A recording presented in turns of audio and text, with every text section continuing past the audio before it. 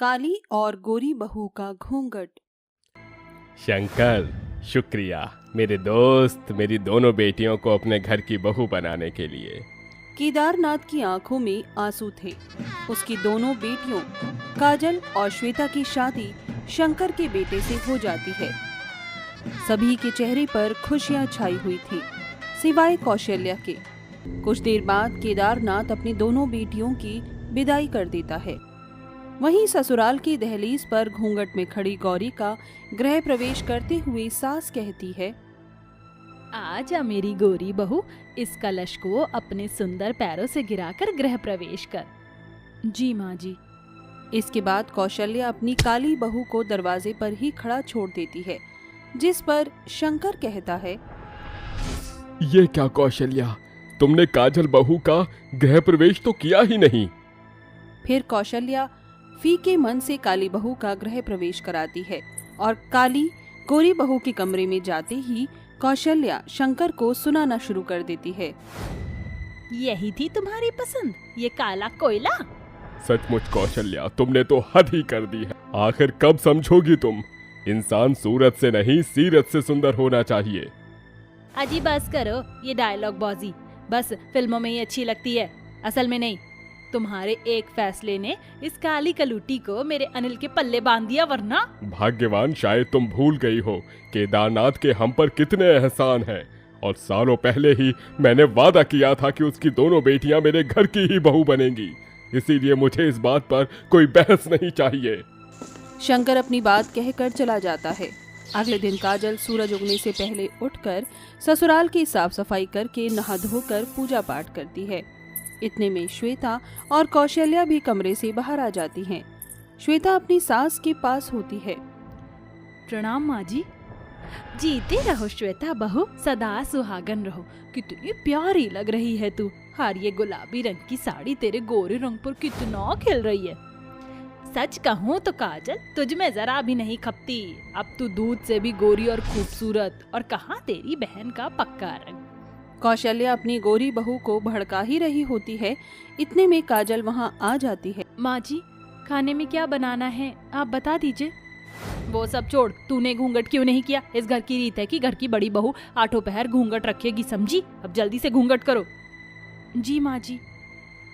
कौशल्या झूठी बातें बनाकर बेचारी काली बहू को लंबे से घूंघट में रहने को मजबूर कर देती है। वहीं गोरी बहू पर सर पर पल्ला रखने की भी पाबंदी नहीं लगाई गई। दोनों बहुएं अपनी पहली रसोई की रस्म में लग गई। घूंघट के कारण काजल का चेहरा पसीने से भर गया। साथ ही उसे खाना बनाने में भी बहुत सी परेशानियां उठानी पड़ी और आखिरकार खीर बनाते वक्त काजल का हाथ गर्म खीर के पतीले से चिपक गया। मेरा हाथ। काजल दीदी, आप ठीक तो है? हाँ श्वेता, मैं ठीक हूँ। दोनों बहुओं ने खाना बनाकर कौशल्या को परोसा, जहां कौशल्या ने गोरी बहू के बनाए हलवे की जमकर तारीफ की। वहीं काली बहू की बनाई खीर में 36 नुस्ख निकाले। आहा, क्यों री काजल बहू, ये कैसी घटिया सी खीर बनाई है? शक्कर डालना भूल गई थी क्या? और दूध डालने में भी इतनी कंजूसी की। मुझे तो ऐसा लग रहा है अपना काला रंग खीर में घोल कर डाल दिया। न शक्ल है ना अकल, किसी काम की नहीं। हाँ, सीख अपनी गौरी बहन से कुछ। उतना स्वादिष्ट हलवा बनाया है कि खाते ही मुंह में घुल गया। माफ कीजिए माँ जी, वो इतने लंबे घूंघट के कारण मुझे कुछ दिखाई नहीं दे रहा था। हाँ हाँ, अपनी गलती घूंघट पर मर दे। जब मैं बहू बनकर आई थी तब मैं भी घूंघट में रहती थी, मगर मजाल की पूरी पकवान बनाने में कमी आई हो। चल जाओ और आगे से ध्यान रख, मेरा घर राशन मिल नहीं है जो बनाया और फेंका। अपनी सास के किए गए फर्क पर बेचारी काजल घूंघट में घुटती हुई फूट फूट कर रोती है, जिसे देखकर अनिल पूछता है, क्या हुआ काजल, माँ ने कुछ कहा क्या? नहीं जी, वो बस मायके की याद आ गई थी। थोड़ी देर बाद कौशल्या काजल और श्वेता को बुलाती है। श्वेता बहू, अरे ओ काजल, कहाँ हो दोनों, यहाँ आओ। जी माँ जी, बुलाया? आज शाम को तुम दोनों की मुंह दिखाई है और मोहल्ले की सारी पड़ोसने आने वाली हैं, इसलिए अच्छे से तैयार हो जाना। और श्वेता बहू, जरा अपनी काली बहन के चेहरे पर मेकअप कर देना, ताकि इसका काला रंग मेकअप के नीचे छिप जाए, वरना मोहल्ले भर में मेरी हंसी उड़ जाएगी। और हाँ, ये ले काजल बहू, आज शाम की मुंह दिखाई में तुझे ये बनारसी साड़ी पहननी है, और श्वेता बहू, ये साड़ी तेरे लिए। मुंह दिखाई की रस्म के लिए कौशल्या जहां अपनी गोरी बहू को नेट की साड़ी देती है, वहीं काली बहू को जानबूझकर भारी बनारसी साड़ी देती है। दोनों बहुएं तैयार होकर सर पर घूंघट किए बाहर आ जाती हैं। तभी कौशल्या अपनी गोरी बहू से कहती है, अरे ये क्या श्वेता बहू, तूने इतना लंबा घूंघट क्यों किया है? सिर्फ सर पर पल्ला रख ले, बस जब पड़ोसी ने तेरा गोरा चेहरा देखेंगी तो जल जाएंगी। माँ जी, मुझे इतने लंबे घूंघट में घुटन हो रही है। बनारसी साड़ी बहुत ही भारी है, मैं इसमें बदल कर कुछ और पहन लूं? बिल्कुल भी नहीं। पता नहीं इतना पक्का रंग पाया है कि मेकअप से भी नहीं छुपा। कान खोल कर सुन काजल बहू, ये घूंघट 1 इंच भी सरकना नहीं चाहिए, क्योंकि मुझे पड़ोसनों की बीच बातें नहीं बनवानी। कौशल्या बड़ी ही कड़ाई से काजल पर लंबा घूंघट किए रखने की जिद थोप देती है। थोड़ी देर में मोहल्ले की औरतें उसके घर आती हैं और मुंह दिखाई शुरू कर देती हैं। सभी श्वेता की सुंदरता की खुलकर तारीफ करते हैं। अरे वाह कौशल्या, तेरी गोरी बहू तो एकदम कटरीना कैफ है। अब जरा दूसरी बहू को देखो। फिर जैसे ही शिल्पा काजल का घूंघट उठाती है तो सभी औरतें आपस में फुसफुसाना शुरू कर देती हैं। राम राम राम, अरे ये क्या कौशल्या, एक बहू तो चांद का टुकड़ा, दूसरी अमावस की काली रात। बेचारी कौशल्या काले रंग से कितना भागती थी और देखो भगवान ने काली बहू दे दी। चलो बहनों। मुंह दिखाई में आई पड़ोसन की बातें सुनकर कौशल्या पिनकते हुए काजल को उसके काले रंग के लिए बहुत कोसती है। आज इस कोयला खदान के कारण मेरी खिल्ली उड़ गई। पता नहीं कैसी काली बहू पल्ले पड़ गई है। माँ जी, मैं काली हूँ तो इसमें मेरी क्या गलती है जो भगवान ने मुझे ऐसा बना कर भेजा है? चिपका निखट्टू कहीं की। खबरदार जो भाषण झाड़ा, तो घूंघट करने में बहुत घुटन होती है ना तुझे। अब सारी जिंदगी तुझे घूंघट में ही सड़ना होगा, वरना उठा अपना बोरिया बिस्तर और चली जा अपने बाप के घर। इसके बाद कौशल्या अपने कमरे में चली जाती है और अब श्वेता को घूंघट की असल जड़ समझ में आ जाती है। श्वेता का दिमाग बस अपनी सास के बुरे सोच में घुल रहा था। सासू माँ किस जमाने में जी रही हैं और काजल दीदी के साथ ऐसा कैसे कर सकती हैं? मुझे सुनील से बात करनी होगी। ऐसे ही दिन ढलते जाते हैं। काले रंग के कारण काजल की जिंदगी लंबे घूंघट और रसोई में सिमट कर रह गई। फिर एक दिन सुनील कहता है, माँ, आज संडे है, क्यों ना हम कहीं घूम कर आए? ख्याल तो अच्छा है, और अगर श्वेता बहू का मन है तो फिर चलते हैं। इसके बाद सभी रेडी हो गए। श्वेता ने स्कर्ट और टॉप पहना और काजल ने साड़ी। तभी काजल को साथ चलता देखकर कौशल्या कुरकुराते हुए बोली, ठहरो जरा, इस नजर बट्टू को बाहर ले जाने की क्या जरूरत है? माँ, काजल भी इस परिवार का हिस्सा है। अगर काजल नहीं जाएगी तो मैं भी नहीं जाऊंगा। सासू माँ जाने दीजिए, वैसे भी वो तो घूंघट में है।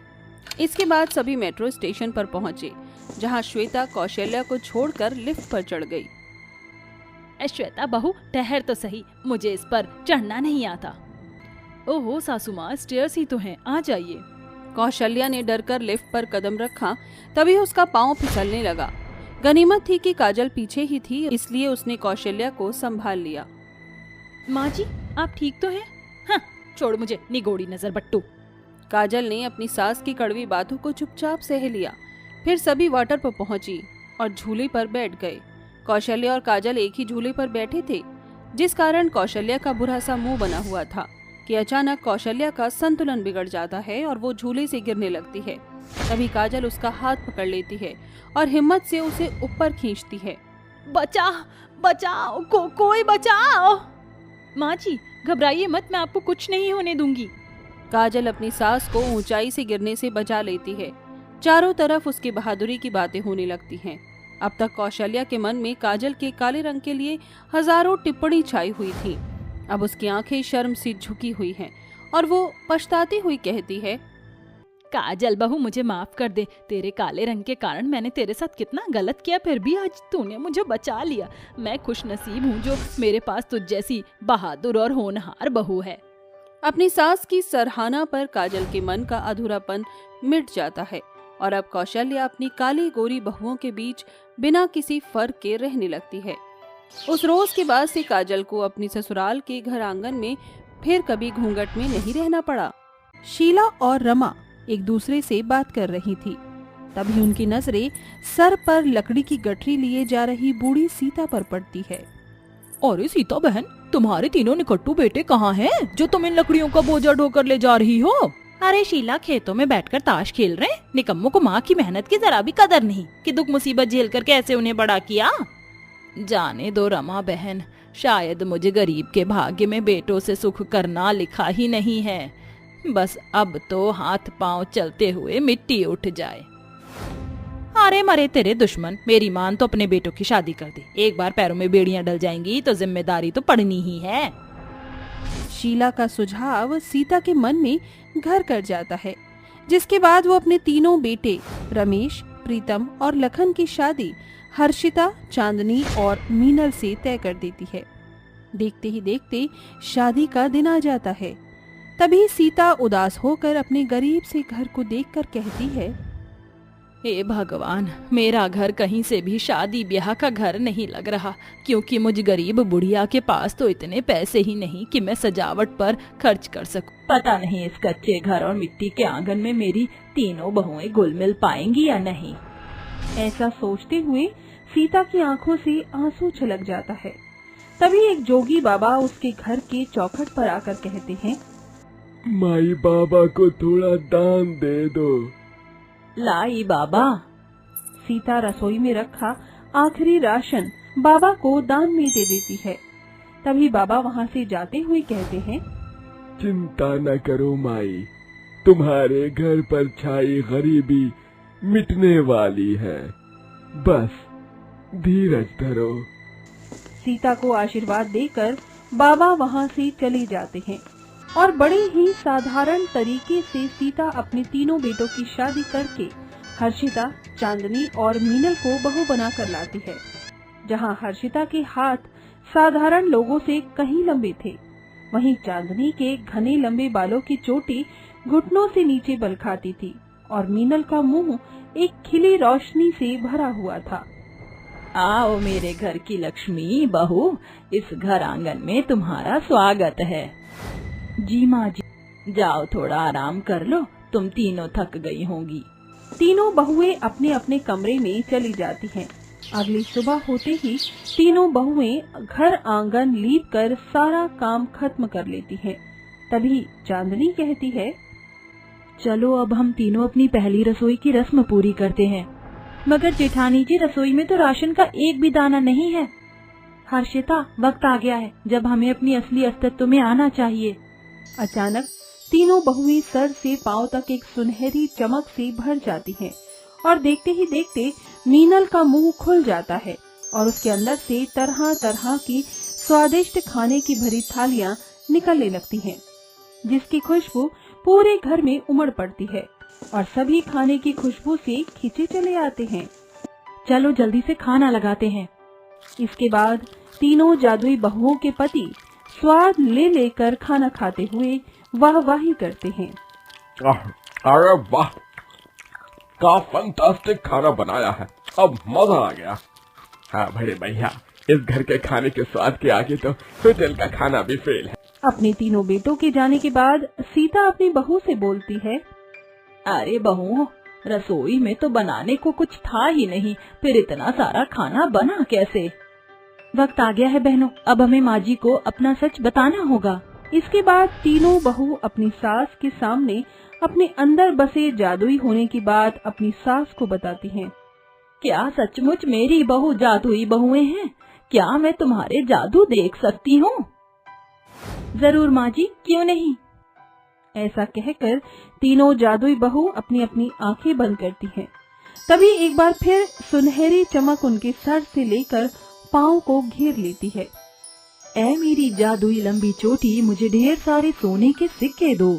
चांदनी के इतना बोलते ही उसकी जादुई सुंदर लंबी चोटी से ढेर सारे सोने के सिक्कों की बरसात शुरू हो जाती है, जिसके बाद मीनल अपनी जादुई जुबान खोलकर स्वादिष्ट खाने से भरी थालियां निकालने लगती है और हर्षिता हंसते हुए अपने हाथों को कहती है, ऐ मेरे जादुई लंबे हाथ, जाओ और ये सारी जूठी थालियां रसोई में रख कर आओ।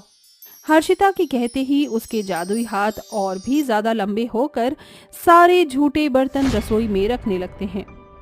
अपनी तीनों जादुई बहुओं का जादू देखकर सीता की आंखों में आंसू भर आते हैं और वो कहती है, भगवान ने मेरी सुन ली। उसने मुझे गरीब सास की झोली में 3-3 जादुई बहुएं दी हैं।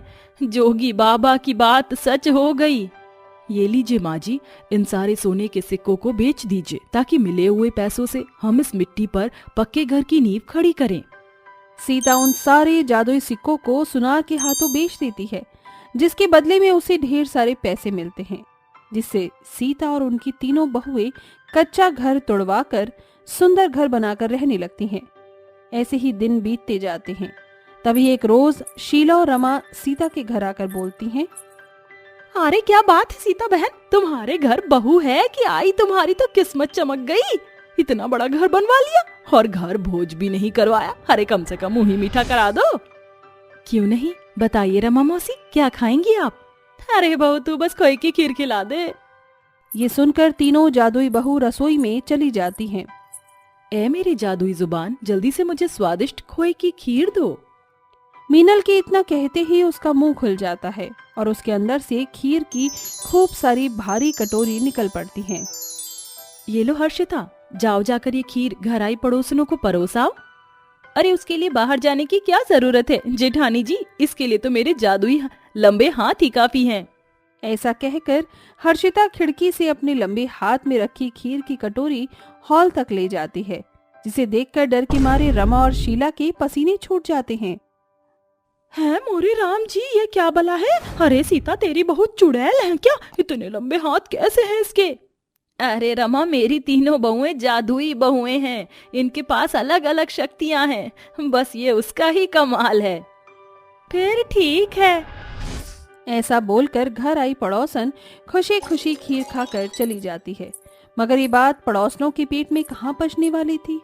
उन दोनों ने सीता की बहुओं की जादुई होने की बात का पूरे गांव में ढिंडोरा पीट दिया, जिसके बाद पूरा गांव उनके घर चला आया। अरे सीता बहन, ओ सीता बहन, कहाँ हो? जरा जल्दी से बाहर तो आओ। मुखिया जी आप यहाँ? अरे सुना है तुम्हारी तीनों बहुएं जादुई हैं, क्या ये बात सच है? माँ जी से क्या पूछना मुखिया जी, हमसे पूछिए। हाँ ये सच है, हम तीनों बहुएं कोई आम बहू नहीं बल्कि जादुई बहुएं हैं, और ये जादू ईश्वर ने हमारे पास गरीब इंसानों की भलाई के लिए दिया है। सच कहा बहू, मुझे तुम तीनों की मदद की जरूरत है। इस गांव की मिट्टी को विकास की जरूरत है, जो आर्थिक घाटी के कारण रुकी हुई है। यहाँ हर घर में गरीबी छाई है, सभी बड़ी बेरोजगारी में जी रहे हैं। यहाँ हर रोज कितने परिवार भूख की भट्टी में झुलस रहे हैं। हमारी मदद करो। हम आपकी मदद जरूर करेंगे मुखिया जी।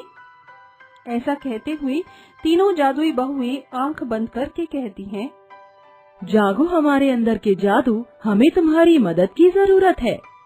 इसी के साथ तीनों जादुई बहू एक सुनहरे तेज से भर जाती हैं और चांदनी की चोटी चमक उठती है और अपने अंदर से सोने के सिक्के निकालने लगती है।